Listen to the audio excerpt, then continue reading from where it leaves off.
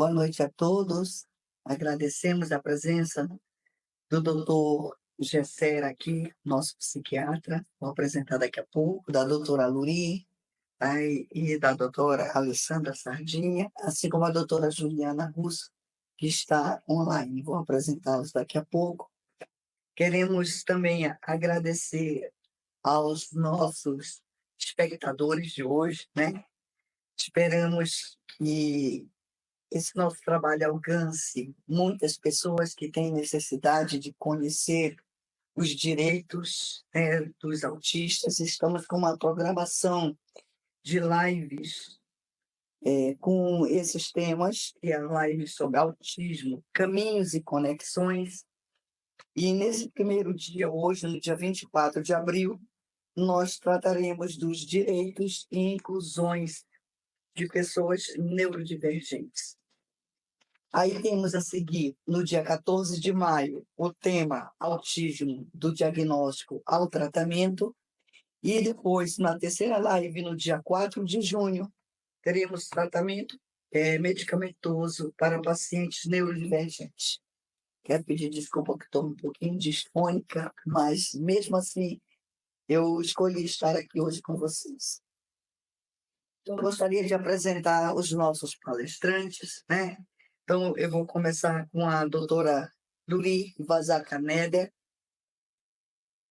Doutora Luri, vou lhe apresentar, tá? A doutora Luri é médica pediatra, é nossa assessora médica da Unimed Belém, com elevado conhecimento na área de neurodivergente, especialmente as crianças com espectro autista, e tem dedicado grande parte da sua vida a trabalhar pela melhoria da qualidade de vida desses pacientes. Então, com muita alegria, nós recebemos aqui a doutora Luri Neder, né, que vai proferir muitas coisas que, com certeza, vai ser muito bom para vocês. Aqui nós temos o doutor Wagner Gesser, é o nosso médico psiquiatra, também especializado em psiquiatria infanto-juvenil, é o nosso médico do CCTE, né, a nossa clínica de terapias especializadas de alto padrão. Nós temos também a doutora Juliana Russo, né, a nossa advogada, ela está em São Paulo, tá longe, né, mas é lá mesmo que ela mora, é nossa advogada. É sócia fundadora do escritório, Juliana Russo, Advogados Associados, né?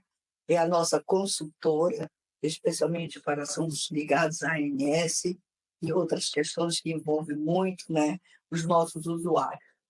Então, obrigada, doutora, por participar conosco nesse momento, né?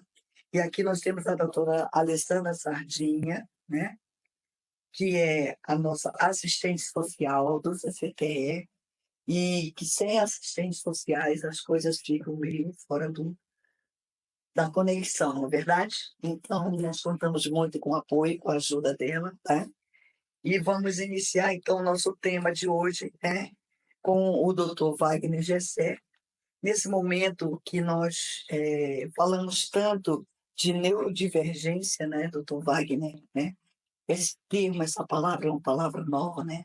Sim, para que as pessoas possam entender com mais facilidade o que você fala tanto de neurodivergência, assim, de modo bem simplificado, né? O que nós podemos dizer que é neurodivergência? Bem, estou sendo ouvido bem? Tá. Para falar a verdade, nem eu sei bem direito exatamente o que é neurodivergência, é uma palavra meio nova, que é uma coisa talvez mais popular do que médica, não existe um conceito médico específico. Mas o que eu queria mesmo falar é o que é que se entende por autismo e TEA e por que eu espero poder explicar assim, autismo e TEA não são a mesma coisa. Está se tornando, o que eu estou observando está se transformando num conceito que autista é TEA e TEA é autista, tudo é a mesma coisa. Não é exatamente isso. E eu espero chegar lá. O que acontece? Anteriormente, a classificação que era feita tanto o DSM, que é a maneira que se classifica nos Estados Unidos, e o CID, que é a Organização Mundial da Saúde, que é o que se adota no Brasil e no resto do mundo, que anteriormente era o CID-10, eles adotavam o conceito autismo. Autismo era uma doença grave que geralmente se identificava sintomas, sinais antes dos 3 anos, que a criança se desenvolvia mais ou menos bem até os 3, a partir daí começava a ter alterações significativas, e com isso você podia ter um quadro específico disso, que geralmente implicava em importantes, se não graves, limitações, seja cognitivas, seja capacidades de comunicação, às vezes até não verbais, ou impedimentos ou limitação social adequada. Isso era o autismo. E na classificação tinha outras coisas que era, por exemplo, Asperger, que era dito o autismo de alto funcionamento, ou seja, era uma pessoa que conseguia progredir, tinha capacidade intelectual mantida, mas basicamente era assim, a pessoa que conseguia tocar a sua vida bem, mas podia ser visto um pouco esquisito, um pouco diferente da norma, mas não tinha um impedimento. Com isso, o autismo, que é uma coisa grave, limitante, sempre houve na lei em geral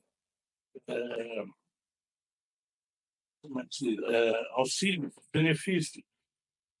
Tá. Aí, primeiro o DSM, que nos Estados Unidos mudou do 4 para o 5, aproximadamente uns 10 anos atrás, não me lembro exatamente a data. E, em seguida, a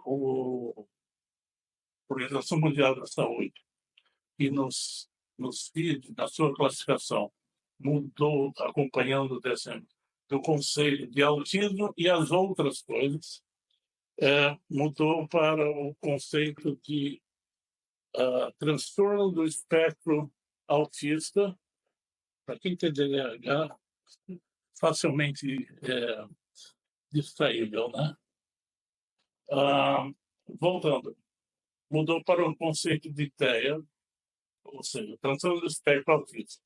Uma tentativa bem intencionada de englobar todas as pessoas com algumas características parecidas. Porém, o que se entendeu, especialmente, por exemplo, aqui no Brasil, é que todos os direitos, coisas e benefícios que o autista já vinha tendo, passou a se chamar de TEA, então todo mundo que é considerado TEA teria os mesmos direitos. Não é assim que eu entendo. TEA, com graves limitações, como vem na CID-11, que tem dificuldades, limitações cognitivas importantes, e até mesmo não verbais, não conseguindo. São pessoas com limitações importantes que precisam de todos os auxílios e fazem jus a todos os benefícios previstos na lei. Então, isso seria considerado o nível 3 de suporte do TEA, é que eu entendo ser o autismo como era definido e que a lei atingia a eles, prestava esse benefício para eles. Agora, pela inclusão, pelo colocar tudo como um espectro, as pessoas que anteriormente eram classificadas de outra forma, como Asperger e outras coisas, passaram a ser até de nível 1, nível 2. Então,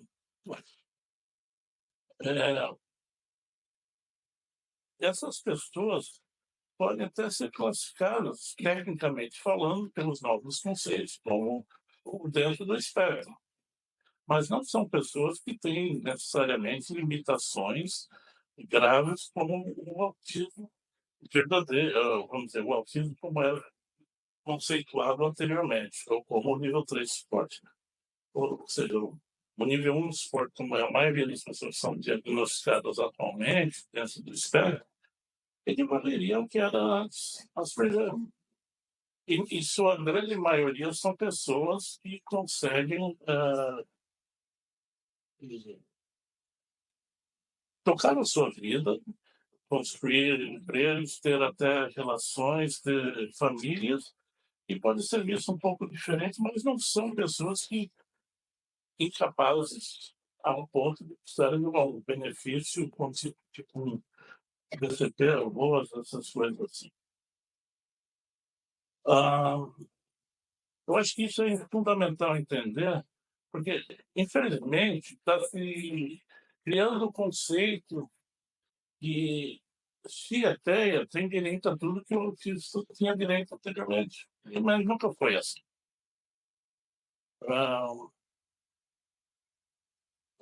Isso abre as portas para coisas que eu não acho adequado. Tipo,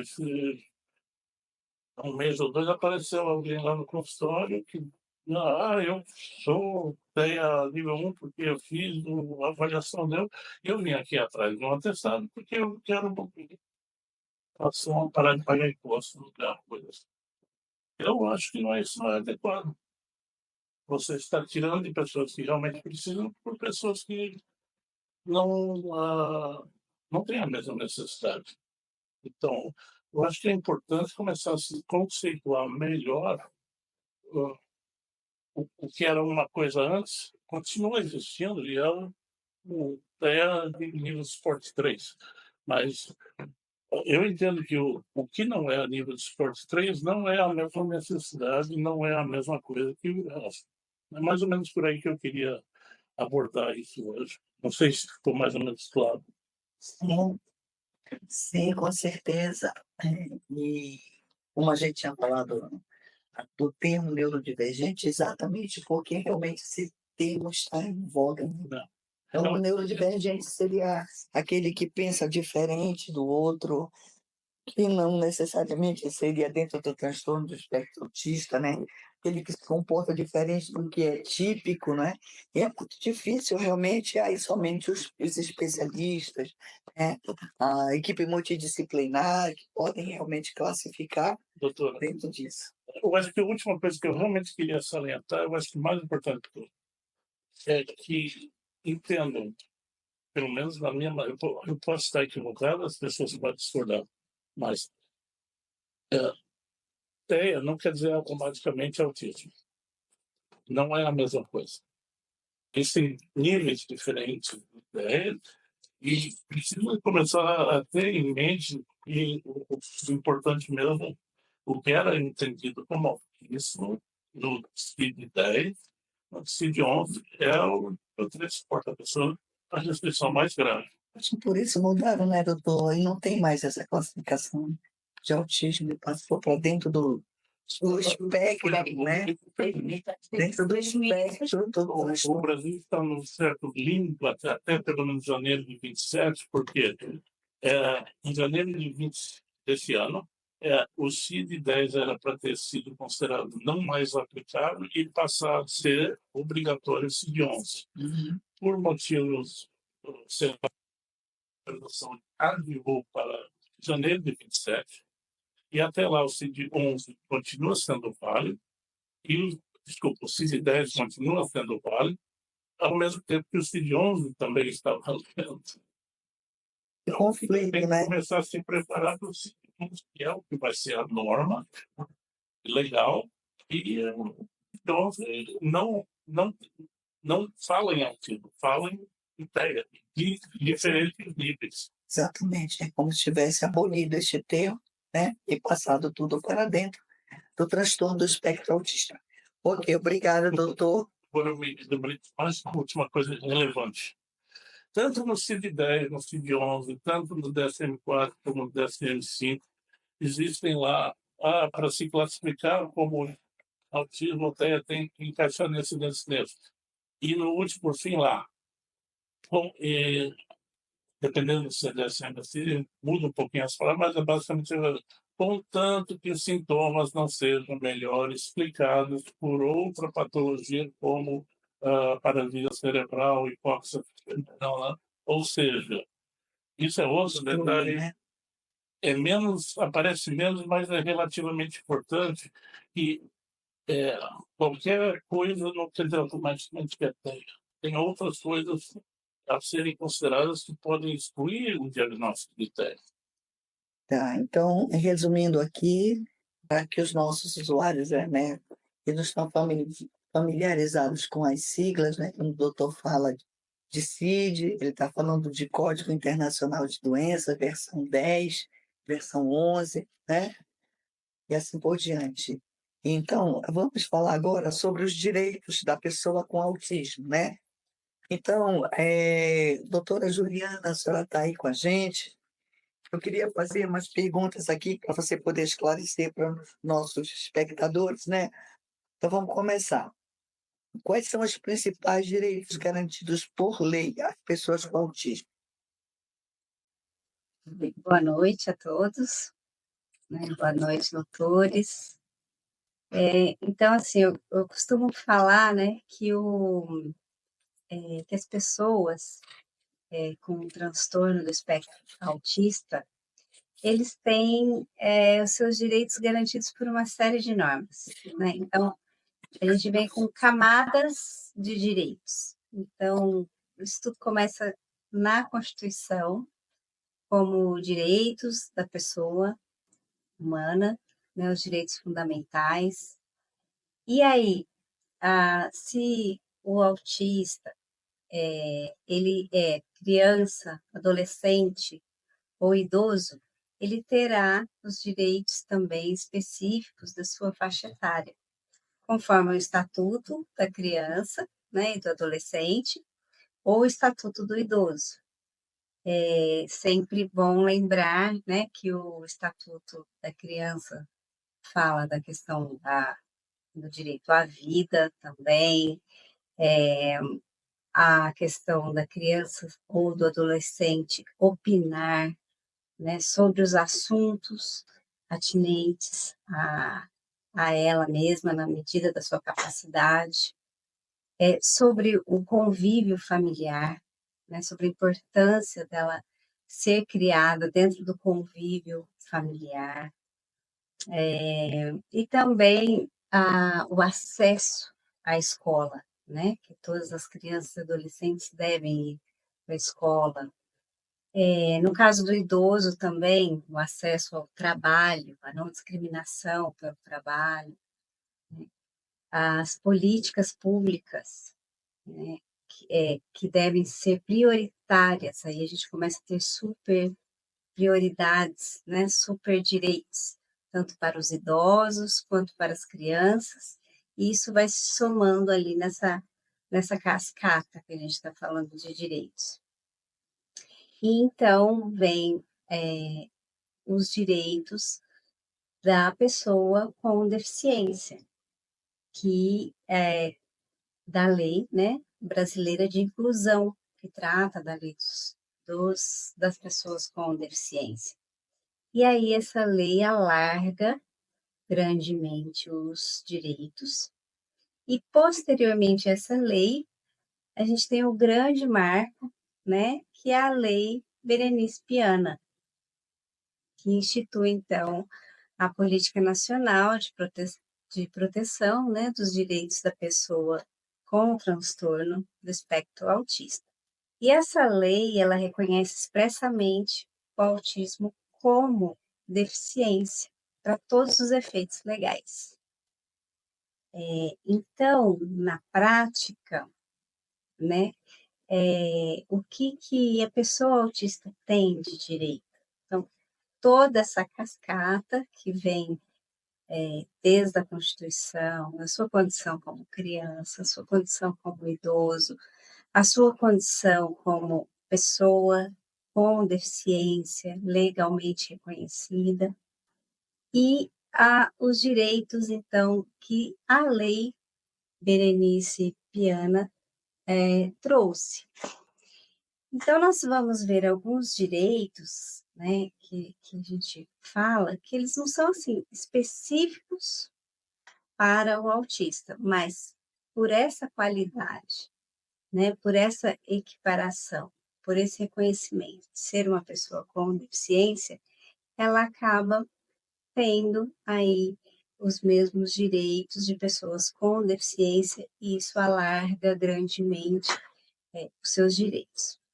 Eu vou citar aqui alguns mais relevantes, como a educação inclusiva, que está na Lei Berenice Piana, que a criança não pode ser negada, né, uma matrícula de uma criança autista, ela tem direito ao acompanhante especializado, se necessário for, e essa necessidade vai ser aferida por um médico, né? Se o médico laudar que a criança tem necessidade, então ela precisa ter este apoio.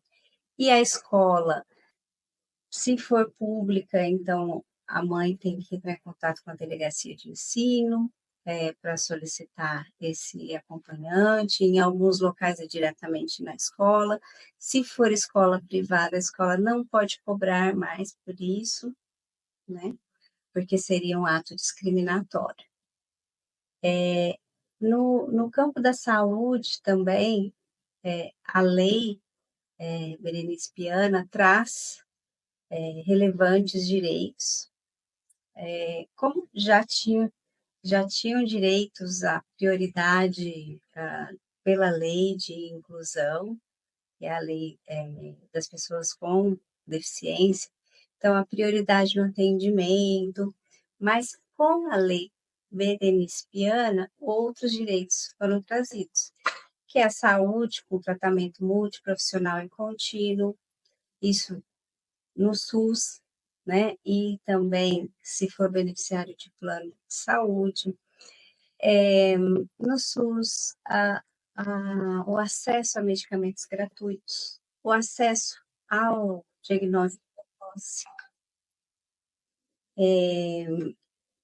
também o monitoramento do desenvolvimento dessas pessoas, como que essas pessoas vêm sendo desenvolvidas, né, através das suas terapias, a prioridade no atendimento de serviços públicos e privados também, então, filas de supermercados, cartórios, bancos, então, tem sempre prioridade no atendimento.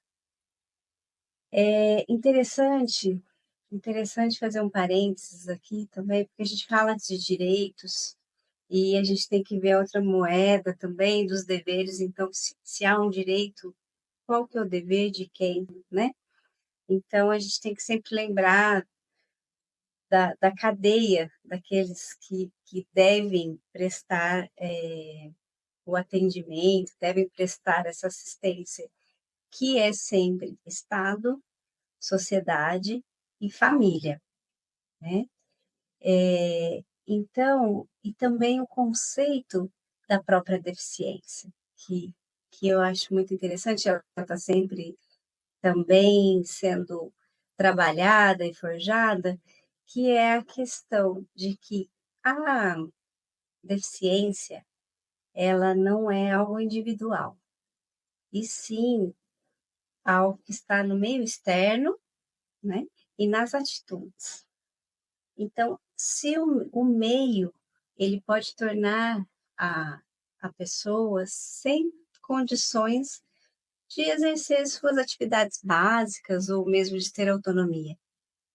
E a obrigação também das condutas, né, das atitudes. Então, são barreiras externas e barreiras de atitude que tornam a pessoa, às vezes, sem autonomia para manter sua vida. Esse parênteses eu fiz por quê?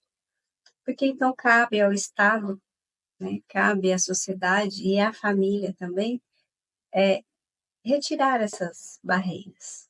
Então, com acesso ao mercado, né, toda vez ao mercado de trabalho, então toda vez que temos política de inclusão, então o Estado está trabalhando para diminuir essas barreiras, a não discriminação, né, já é uma diminuição dessas barreiras. Fechando, então, esse parênteses, eu venho falar, então, do acesso ao mercado de trabalho, né? Então, as pessoas autistas, elas têm direito a disputar vagas dentro das cotas das pessoas com deficiências em concursos públicos, né? E nas empresas também com mais de 100 funcionários. As isenções fiscais na aquisição de veículos, pessoas com TEA ou seus responsáveis legais, isso depende também da legislação estadual, né? Porque tem também tributos estaduais envolvidos, como IPVA, ICMS, e aí os federais, IPI, na compra aí dos veículos adaptados. Também o IPVA, que é aquele, né, que se paga anualmente. Então, com base nas leis federais e estaduais, que tratam da isenção aí tributária para as pessoas com deficiência, o autista acaba tendo também esta isenção. Passe livre também no transporte público, né? Outro direito que o autista tem por essa equiparação ao deficiente, que é o desconto na passagem aérea, componente de 40%. Então, uma que ela trata desse desconto. Tá? Este benefício, ele é destinado ao idoso que tem dificuldades de locomoção, ao deficiente físico, e por equiparação, então, os autistas também têm esse importante direito. Nas cidades que têm rodízio, né, as pessoas portadoras aí, né, de TEA têm direito também a não se incluírem no rodízio. Também tem direito aos descontos nos eventos culturais, então tem direito de pagar meia nos descontos nos eventos culturais. Pode ser até maior, dependendo se o Estado tiver outras políticas. E o saque do FGTS também. Então, basicamente, esses são os direitos, né, gerais. E existem também direitos previdenciários, né, que não são específicos dos autistas, são também dos deficientes. Mas que por essa equiparação que veio pela lei Pereira-Spiana, também esses benefícios são destinados aos autistas. No caso, o benefício, né, do LOAS, que é destinado às pessoas que têm uma baixa renda familiar, ali de 1/4 de salário mínimo per capita, e também que apresentem deficiência. O autista tem direito a esse benefício também. E a todo e qualquer outro, e esse benefício, só voltando um pouquinho, LOAS, é um benefício assistencial, ele independe de contribuição, tá? Agora, os outros benefícios previdenciários, que dependem de contribuição, também o autista tem direito. Por exemplo, aquele autista que é dependente dos pais, seja por idade ou por incapacidade, ele vai ter direito à pensão por morte, né? Na falta dos pais, os pais que contribuem com a Previdência, na falta deles, o autista terá esse direito também, tá? Ok, doutora, eu tenho uma pergunta aqui. Por exemplo, esses direitos, Você ouviu o que o doutor falou, né, em respeito ao espectro. Ela abrange a todos, desde suporte 1, nível de suporte 1 em diante, ou é específico para um determinado grupo, por exemplo, suporte 3. E a outra pergunta é no caso, por exemplo, de passagem aérea. Esses descontos, eles são extensivos aos acompanhantes, aos pais? Então, a lei não faz essa separação, ela não faz, ela não fala qual nível de suporte é o portador, né, do TEA. Então, toda e qualquer pessoa que tenha, né, que seja portador de TEA, né, com TEA, tem direito, tem todos os direitos para todos os fins legais. Não há distinção na lei. Se houver alguma alteração nesse sentido, seria uma construção jurisprudencial, mas que eu não vejo os nossos tribunais fazendo, né, nesse sentido hoje, ainda não. E a lei, ela vem desde 2012, né, então já há aí um tempo dessa prática, né, já é um direito aí adquirido aí ao longo desse tempo. Mas Em relação a ele sempre TDAH tem e movimento. TOD, eles também têm o mesmo direito a esses benefícios legais? Então, TDAH e TOD? TDAH e TOD, diferentemente do TEA, eles não são considerados deficiência, tá? Então, a deficiência, neste caso, tem que ser comprovada, né? Então, eles vão ter os mesmos direitos se a situação individual deles assim ditar. Por exemplo, eles têm realmente uma deficiência, né, descrita por laudo médico e tudo mais, mas não é automático como TEA, é diferente.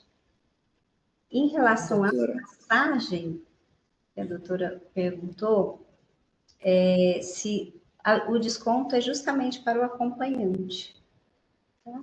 Para o acompanhante até 80%, ou então a companhia deve disponibilizar um acompanhante. Mas o desconto pode ser de até 80%, de acordo com as regras da resolução da ANAC, que vai haver mais ou menos descontos. tá certo, doutora, obrigada. Vamos aqui conversar um pouquinho com a doutora Luri, então. Doutora Luri, assim, do ponto de vista clínico, agora vamos falar sobre as solicitações de terapias para crianças e adolescentes com TEA, né? Quem pode fazer essa solicitação? 9h30, 5h30, essa solicitação precisa ser feita por um médico. Então, ela traz na sua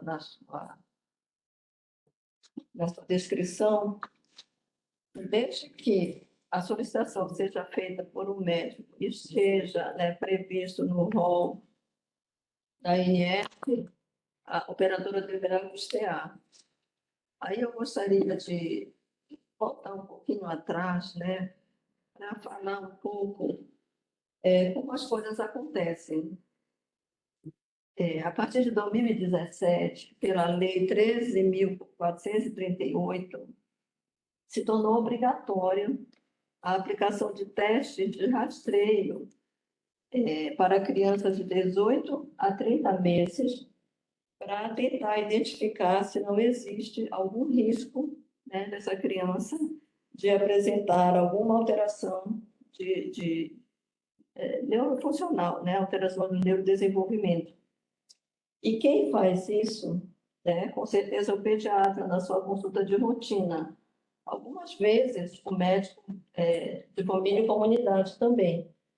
Então, nesse momento que o médico, o pediatra, identifica, né, que existe algum atraso do desenvolvimento, alguma possibilidade de desenvolver alguma dessas alterações de comportamento, ele deve solicitar a avaliação de uma equipe multidisciplinar deve solicitar a avaliação do psicólogo, do fonoaudiólogo e do terapeuta ocupacional.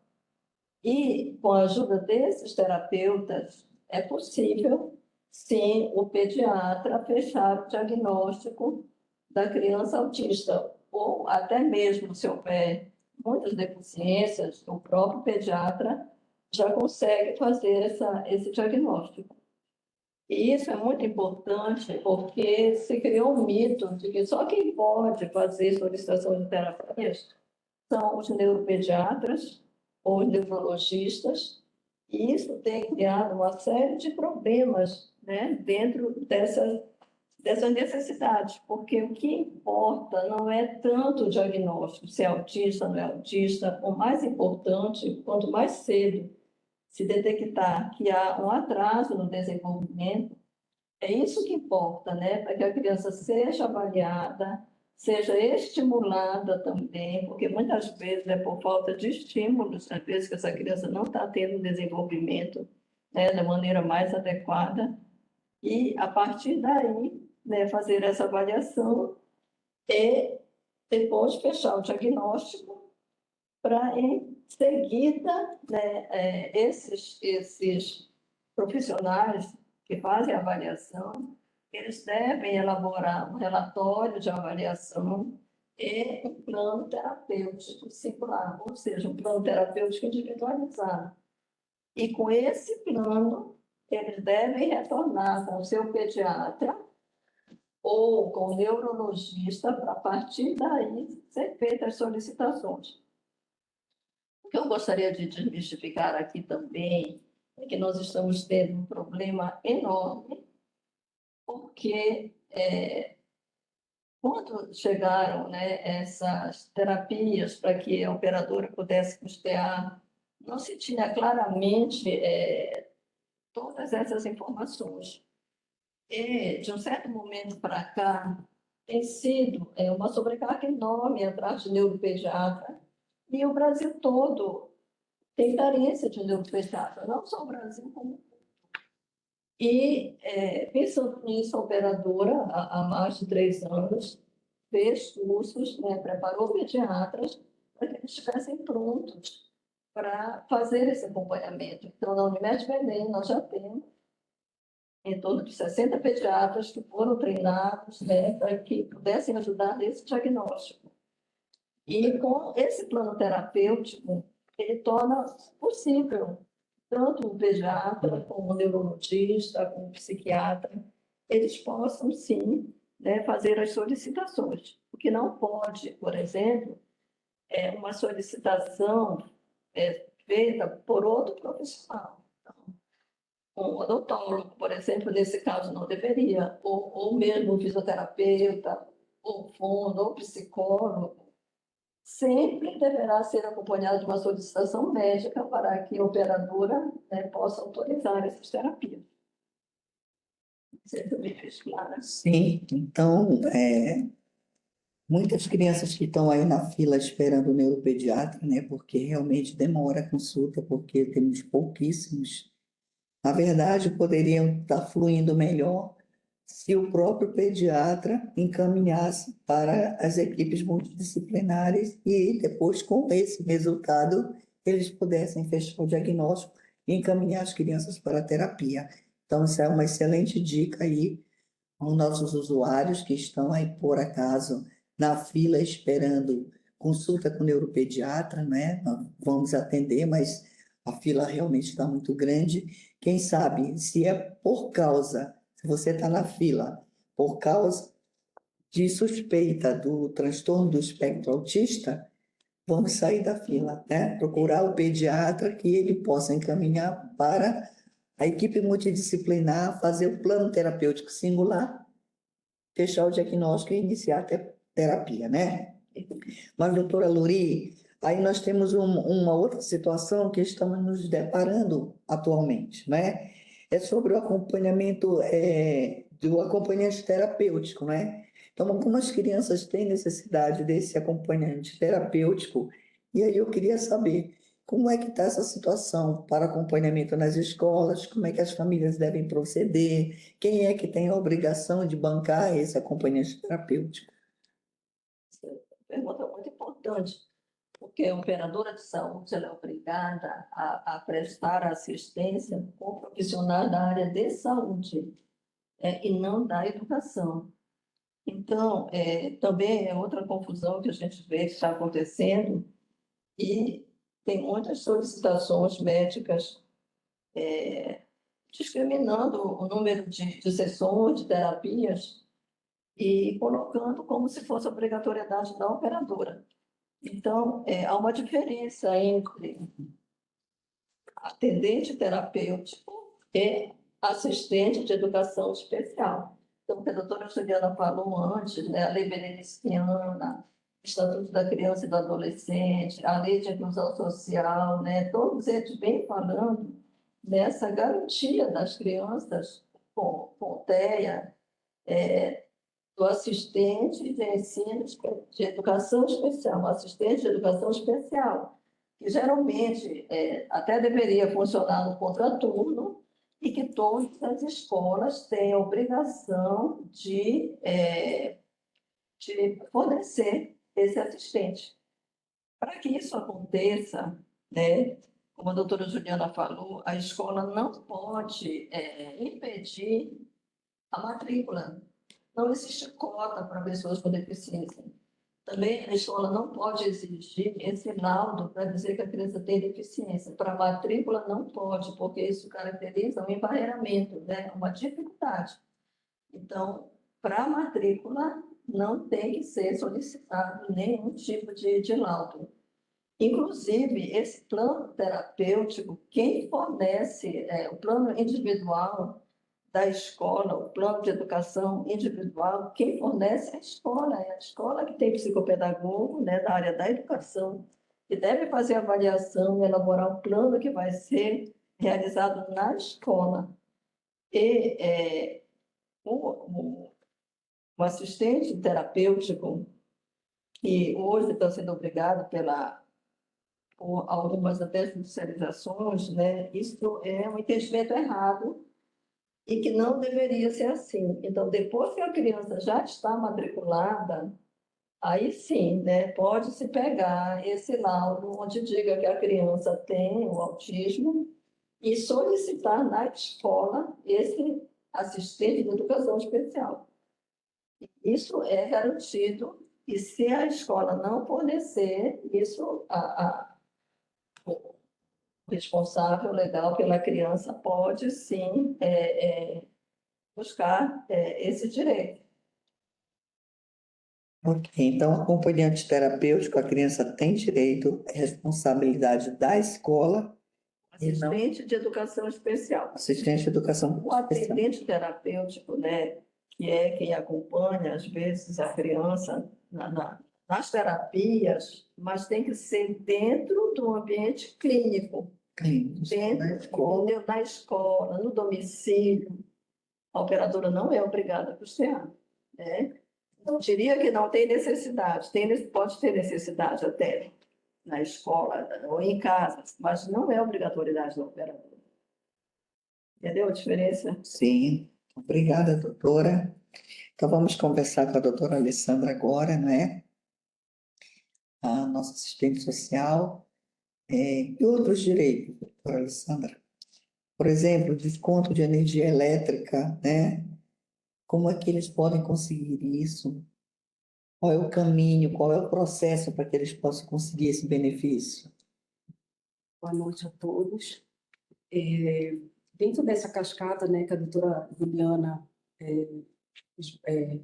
descreveu, né, desde a Constituição, né, a lei da pessoa com deficiência, o Estatuto do Idoso, o Estatuto da Criança e do Adolescente, né, que vem para resguardar, né, inserir essas pessoas na sociedade. E dentro disso existem algumas ações institucionais, né, que faz com que essas pessoas também tenham acesso a alguns benefícios. Logicamente que para acesso a esses alguns benefícios a gente se esbarra sempre numa burocratização dos processos, né, para cada acesso, precisa discorrer de alguns critérios que precisam ser feitos. No caso do desconto da conta de energia, a pessoa com aspecto autista ele tem esse direito, né, o benefício. A família ela precisa, primeiramente, se cadastrar no CAD único, que eles geralmente são feitos nos CRAs, né, no Centro de Referência do Assistente Social. Lá a família ela precisa levar toda a documentação da família, da pessoa responsável pelaquela família, de todos os outros membros da família, para que se possa fazer esse cadastro. Então, a partir desse cadastro único, ele poderá ter acesso aos outros benefícios, do BPC, do benefício de prestação continuada, de outros benefícios para essas famílias, né, de baixa renda. E dentro da energia elétrica tem um cadastro de tarifa social, né, que a partir desse cadastro único, a família ela acessa esse serviço no site da Equatorial. Lá vai ser preciso fazer uma abertura de um atendimento, né, para se levar toda a documentação necessária, a documentação do responsável, o laudo que comprove a necessidade, né, o laudo médico da pessoa do aspecto autista, comprove a necessidade de uso de algum aparelho eletrônico para promover algum tratamento terapêutico daquela pessoa, precisa comprovar, e o laudo precisa estar descrito especificamente essa necessidade, mediante a outros documentos necessários, o RG, CPF, comprovante de residência daquela pessoa. E aí é feito acesso a esse atendimento para solicitar esse desconto. Então, esse desconto ele vai de até 65%, né, para a família que tem pelo menos meio salário mínimo, né, ou até 3 salários mínimos, né, estão dentro desse critério. Embora dentro desse critério é feita toda uma avaliação por parte da instituição para ver se vai ser concedido esse desconto, que pode variar até 65% na tarifa de energia elétrica para aquela pessoa que tem dentro da família algum membro com aspecto autista. Beleza. E sobre as passagens aéreas, também dei uma dica de como chegar lá, como é que eles fazem para conseguir, porque é tudo complicado, né? Chegar, entrar nos sites. Cada companhia, na verdade, ele tem um caminho passo a passo, né? Existem alguns formulários específicos que faz a solicitação do FREMEC, que é um cartão, né, que é dado para essas pessoas portadoras de necessidades especiais, né, portadora com algum tipo de deficiência, um idoso, e dentro dessas pessoas PCD, tem uma pessoa do aspecto autista, e aí ele precisa solicitar esse FREMEC, que é esse cartão. E a partir do MEDIF, que é um formulário próprio, né, que precisa ser preenchido pelo médico, esse formulário. E aí, a partir disso, eles acessam cada companhia, tem companhia que pelo próprio site faz a inclusão, anexando nesse formulário do MEDIF, as documentações necessárias, o formulário precisa estar devidamente preenchido, né, e é mandado por e-mail, com 48 horas mais ou menos, a companhia lhe dá o aval. E aí, dando o aval, eles vão dar uma numeração, um protocolo que gera para esse FREMEC, né? E aí ele pode, a qualquer momento, quando acessar para usar a passagem aérea, ele pode fazer o uso desse código que é dado individual. Logicamente que se houver alguma mudança de comorbidade dessa pessoa ao longo daquele período de validação desse FREMEC, ele não precisa mais fazer o MEDIF. Mas caso haja a necessidade, eles vão ter que fazer novamente solicitação desse formulário. Existe uma validade, geralmente, dependendo de cada companhia, entre 6 a 1 ano, 12 meses, tem essa validade. Então, não precisa, toda vez que aquela criança ou aquela pessoa precisa viajar, precisa ter toda essa burocratização, solicitar o FREMEC, de preencher o MEDIF. Na verdade, e cada companhia ele tem o passo a passo, né, muito bem descrito, como é que proceder. A família pode também solicitar a esse acesso para todas as 3 companhias. Se tiverem 3 companhias, se tiverem 5 companhias, elas podem fazer a solicitação. E quando precisar do uso da passagem aérea, eles só fazem colocar aquele número de protocolo. Logicamente, tem que acompanhar a questão da validade desse cartão. E essas passagens, o desconto é para o acompanhante, a criança ou a pessoa com espectro autista, ela vai ser de acordo com a faixa etária, o valor da passagem, mas no acompanhante até de 80% ele pode ter desconto na passagem aérea. Entendi. Então, sobre o cartão, né? Como solicitar aquela carteirinha do autista, então esse vai ser o primeiro passo. Ou não há necessidade? Não necessariamente. Hoje em dia, existem identidades que já vêm com aquele símbolo do autismo, né? Ou então, também não existe a obrigatoriedade de ter esse símbolo. Então, com a documentação da pessoa e tendo um laudo mediante que comprove que aquela pessoa, né, tem um diagnóstico fechado, não precisa necessariamente ter o CIPTEA. O CIPTEA, na verdade, é um cartão do transtorno do espectro autista. Ele vem para ajudar na identificação dessa pessoa. Né? Hoje, a pessoa com espectro autista, ele não tem uma característica assim, de forma visual, de dizer, não, aquela pessoa é autista. Não, na verdade, esse cartão, que ele veio também pela lei Romeu Lyon, né, que veio justamente para fazer com que essas pessoas elas possam ter acesso a esses serviços, né, e facilitar o atendimento de prioridade. A questão do CIPTEA, existe um site, né, ciptea.pa.gov.br, que você acessa, o responsável ele faz um cadastro, ele informa o segmento, faz uma senha, e existe um formulário a ser preenchido, né, para a solicitação do CIPTEA. Nesse formulário precisa ter o laudo médico, uma foto 3x4 da pessoa, o comprovante de residência, o CPF, o RG. Esses documentos são gerados em PDF, todos eles precisam estar atualizados e não pode estar tremido, porque eles vão passar por um processo de análise. Caso tenha alguma documentação tremida ou ilegível, eles vão voltar e aquele processo de solicitação dessa carteirinha acaba se tornando um pouco mais demorado. Né? Então, o CIPTEA ele vem justamente também para ajudar nessa identificação dessa pessoa autista dentro dos serviços públicos, né? Seja para um atendimento de prioridade, seja um atendimento dentro dos processos também tem prioridade de atendimento quando a pessoa tem esse diagnóstico, acesso aos cinemas, acesso a... Então, esse cartão ele acaba facilita o acesso dessas pessoas e a identificação delas na sociedade. Muito bem. E aí, aqui agora a gente abre um pouquinho, se alguém quer fazer mais alguma consideração, doutor Wagner, doutora Lori, doutora Juliana. Eu sim gostaria até, pelo que você falou, nós estamos falando sobre preço de passagem para pessoas portadoras de autismo TFL.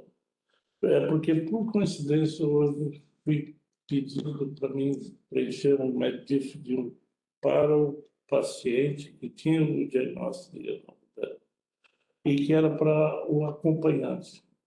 Só que eu comecei a ver lá, ele não se encaixa, porque o critério da empresa, eu não sei se é a lei ou dessa empresa, basicamente duas situações. É a pessoa que é incapaz de se cuidar de suas necessidades fisiológicas, se alimentar, ir ao banheiro sozinha, etc, etc, etc. Ou a pessoa incapaz de entender as instruções e comandos de segurança se precisa, por exemplo, cego e surdo que não consegue ver e ouvir as instruções, precisa de alguém que interprete isso para ela. Fora isso, as empresas entendem que o acompanhante, a pessoa é autônoma e consegue se virar e não necessita, não faz uso a um desconto para o acompanhante. Eu estou colocando isso porque a maneira que está sendo alardeado, como essa pessoa que vem no consultório, porque eu sou autista, então meu acompanhante vai ter direito aí de 80%. Não é bem assim. Eu acho que é bom salientar que são situações, por exemplo, o do acompanhante, pelo menos foi a experiência prática que eu vi, tem uma limitação muito restrita e muito restritiva. Sim, nesses formulários eles são bem criteriosos, Sim. né? Não é só porque tem um diagnóstico, ele necessita desse acompanhamento. Era isso que eu queria fazer, que não é apenas o diagnóstico da direita, é a necessidade da pessoa não conseguir se virar, por exemplo, para ir ao banheiro, para se alimentar, ou coisas muito, muito básicas. Então, não é só por ter o diagnóstico, só isso que eu queria salientar, para que não fiquem as pessoas com a ideia de não... todos vão ter. Não, ele passa também por uma perícia, uma análise específica do próprio médico da companhia para validar se ele precisa ou não, de fato, de acompanhante. Praticamente passa por esse critério. Nesse caso, praticamente todas as crianças vão estar incluídas, não é? Sim, mas Pequenas. é verdade. Mas, assim, a norma, eu até puxei aqui o artigo 3º, né, da resolução ANAC, para verificar como que ela coloca.